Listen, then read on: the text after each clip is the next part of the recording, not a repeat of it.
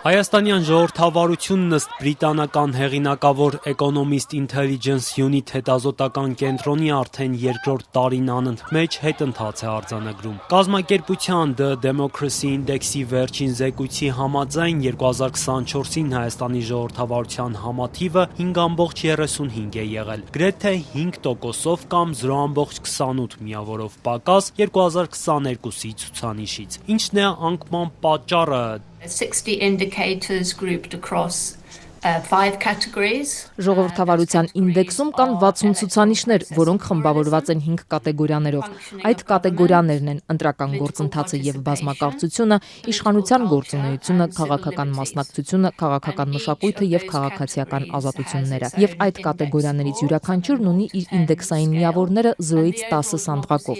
Իսկ ժողովրդավարության ընդհանուր ինդեքսը այդ 5 կատեգորիաների միավորների պարզ միջինն է։ Այնուհետև ըստ ինդեքսային միավորների երկրները դասակարգվում են 4 տեսակի ռեժիմների։ Լիարժեք ժողովրդավարությունները 8-ից բարձր միավորներ ունեցող երկրներն են։ Մենք ունենք թերի ժողովրդավարություններ կամ ոչ կոնսոլիդացված ժողովրդավարություններ։ Դրանք 6-ից բարձր մինչև 8 միավորներ ունեցող երկրներն են, եւ դրանցից ցածրերը հիբրիդային ռեժիմի երկրներն են, որտեղ եւ գտնվում է Հայաստանը։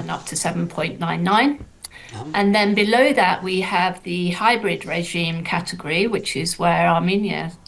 sits. Դրանք 4-ից բարձր, բայց 6-ից ցածր միավորներ ունեցող երկրներն են։ Եվ դրանից ցածր 0-ից 4 միավոր ունեցող երկրները դասակարգվում են որպես ավտորիտար ռեժիմներ։ Countries with scores 0 to 4 are classified as authoritarian regimes.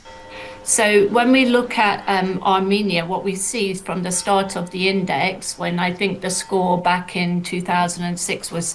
Երբ մենք դիտարկում ենք Հայաստանը, տեսնում ենք, որ 2006 թվականին, երբ այս ինդեքսն առաջին անգամ մշակվեց, այն ուներ մոտ 4.15 միավոր, ինչը մի փոքր բարձր է ավտորիտար ռեժիմի դասակարգումից։ Այսպիսով Հայաստանը միշտ դասվել է որպես հիբրիդային ռեժիմ եւ նրա միավորը բավական երկար ժամանակ նույնն էր։ Բայց մեծ բարելավումը տեղի ունեցավ իհարկե 2018-2019 թվականներին, Թավշյա հեղափոխությունից հետո, Արմեն Սարգսյանի նախագահ, հապա Նիկոլ Փաշինյանի վարչապետ ընտրվելուց հետո։ Այնպես որ դա մեծ թռիչք էր Հայաստանի համար։ Միավորը բարձրացավ 2019-ին դառնալով մոտ 5.54, որովհետև այն, ինչ մենք տեսանք, դա ակնհայտորեն մի կառավարություն էր, որը նվիրված էր կոռուպցիայի դեմ պայքարին, նախկին ռեժիմների օրոք երկիրը երկար ժամանակ կառավարած կոռումպացված եւ կլեպտոկրատ վերնախավի դեմ պայքարին։ Այսպիսով առաջընթաց գրանցվեց։ Taking on, if you like, the ancien regime and this kind of corrupt and kleptocratic elite that had been governing the country for a long time. So there was forward momentum. Now, unfortunately, what happened to Armenia then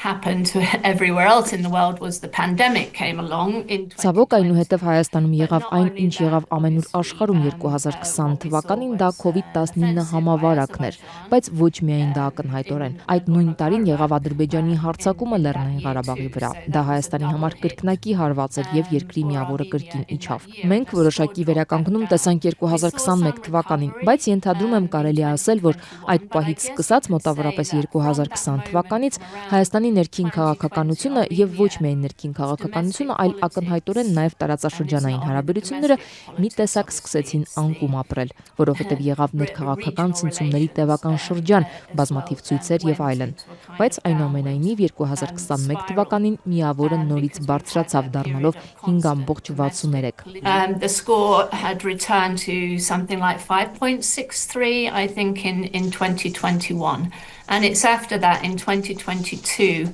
and 2023 that we saw, very significant fall. And I think a lot of that obviously... Եվ դրանից հետո է, որ 2022 եւ 2023 թվականներին մենք տեսանք շատ նշանակալի անկում։ Կարծում եմ, որ ակնհայտորեն ներքին քաղաքականությունը պայմանավորված է եղել այն հանգամանքով, թե ինչ էր կատարվում Լեռնային Ղարաբաղում Ադրբեջանի հարձակումների մի շարքով, որոնք ի վերջո հանգեցրին 2023-ի սարսափելի իրադարձություններին, Լեռնային Ղարաբաղի գրավմանը եւ հայ բնակչության արտաքսմանը։ Դա բնականաբար ազդեց ներքաղաքական կյանքին կյանքի վրա։ Մենք տեսանք շատ մեծ հանրային արձագանք դրան, ինչպես նաև նրան, թե ինչ տեղի ունեցավ դրանից առաջ։ Կարծում եմ դրանք մի տեսակ գաղտնի բանակցություններ էին, որոնք տեղի էին ունենում վարչապետի գլխավորությամբ։ Կարծես պատրաստություն կար Բաքվին զիջումների գնալու, ինչին շատ քաղաքացիներ դեմ էին։ Այսպիսով սա մեծ քաղաքական իրարանցում էր ստեղծել։ So this has created a lot of political tumult, and what we saw after the seismic events of 2023 was mass demonstrations,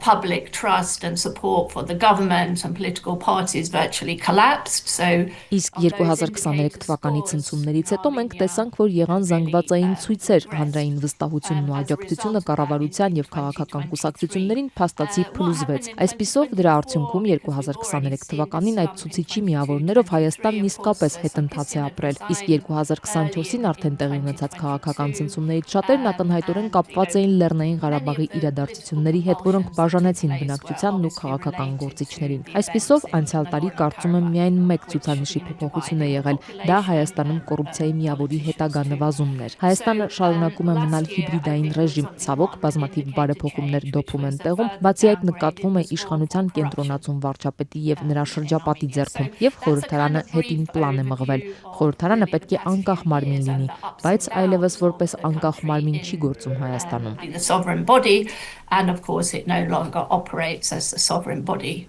in Armenia.